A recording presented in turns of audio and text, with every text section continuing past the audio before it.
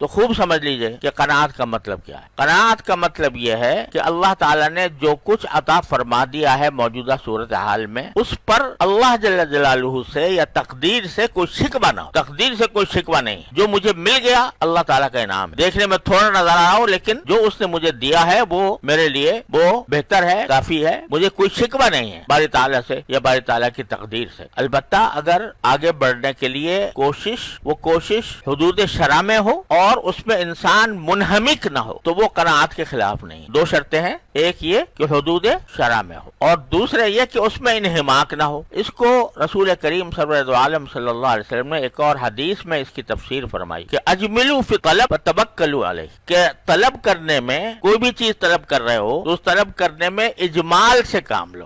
اجمال کے معنی یہ کہ ظاہری طور پر جو اس کا راستہ نظر آتا ہے جائز حلال، بس اس پر اکتفا کرو۔ یہ نہیں کہ دل پہ دماغ پہ دھن سوار ہو گئی کہ مجھے تو یہ مرتبہ حاصل کرنا ہے، مجھے منصب حاصل کرنا ہے، مجھے اتنی دولت بنانی ہے، میرا اتنا بڑا مکان ہونا چاہیے، اتنا بڑا بنگلہ ہونا چاہیے، اتنی بڑی کار ہونی چاہیے، بلکہ اجملوا فی طلب، یعنی طلب میں اجمال سے کام۔ اجمال کے معنی یہ ہے کہ جو سیدھا سا راستہ ہے کوئی طلب کرنے کا وہ انسان اختیار کر لے، وہ جائز ہے، وہ قناعت کے خلاف نہیں۔ وہ کر کے پھر اللہ پر بھروسہ کرو کہ جتنی کوشش میں کر رہا ہوں وہ کوشش کس حد تک کامیاب ہوتی ہے اس کو اللہ تعالیٰ پر چھوڑ دو۔ جتنی تمہارے لیے مناسب ہوگی تمہاری طلب کامیاب ہو جائے گی، جو مناسب نہیں ہوگی تو تمہیں طلب کے بغیر نہیں ملے گا، طلب کے باوجود نہیں ملے گا۔ تو یہ توکل، تو اجملوا فی طلب میں یہ بتا دیا کہ جو سامنے کی کوشش ہوتی ہے وہ کر لینے میں کوئی مذائقہ نہیں اور وہ قناعت کے خلاف بھی نہیں۔ لیکن قناعت کے خلاف کیا بات ہے؟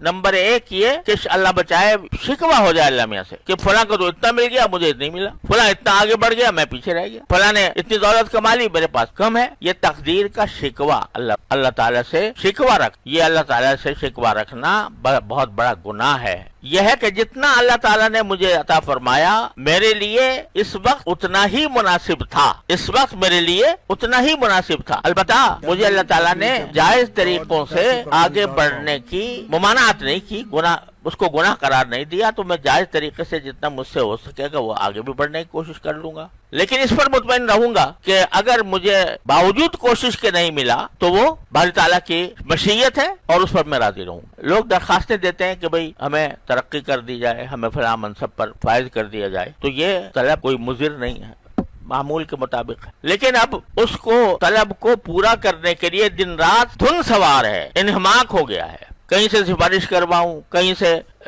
کوئی ذریعہ ایسا لگاؤں کہ درخواست منظور ہو جائے ضرور، تو کوئی اسی میں دن رات آدمی کھپا ہوا ہے، کبھی یہاں بھاگ رہا ہے کبھی وہاں بھاگ رہا ہے۔ تو طلب میں اجمال یعنی انہماک نہ ہو کہ دن رات اسی کی دھن سوار رہے دماغ کے اوپر۔ ایک مناسب طریقے سے کوشش کر لی، کامیاب ہو گئی اللہ کا شکر، نہیں ہوئی تو قناعت، جو کچھ دے دیا اللہ نے اس پر آدمی قانع رہے۔ اس کے مقابلے میں حرص کیا ہے؟ حرص یہ ہے کہ اس میں دنیا کے اندر دنیا کی جتنی چیزیں مجھے میسر ہیں فوراں کو اتنے زیادہ ہیں تو مجھے بھی اتنی ہی ہونی چاہیے، اور جب تک اتنی نہیں ہو جائیں گی تو میں شکر ادا نہیں کروں گا، شکر اس وقت ادا کروں گا جب مجھے اتنی مل جائے۔ تو وہ بندہ جو حرص والا ہوتا ہے اس کو اللہ بچائے، اللہ معاف کرے، شکر کی توفیق نہیں ہوتی۔ اور اسی واسطے میں کہا کرتا ہوں کہ شکر جو ہے وہ بہت سے باطنی امراض کا علاج ہے۔ تو یہ جو دل میں شکوے پیدا ہوتے ہیں کہ فلاں چیز مجھے نہیں ملی، فلاں چیز مجھے حاصل نہیں ہوئی، یہ شکوے در حقیقت باری تعالیٰ کی مشیت کے اوپر شکوہ کرنا، یہ ہے حرص۔ اللہ بچائے۔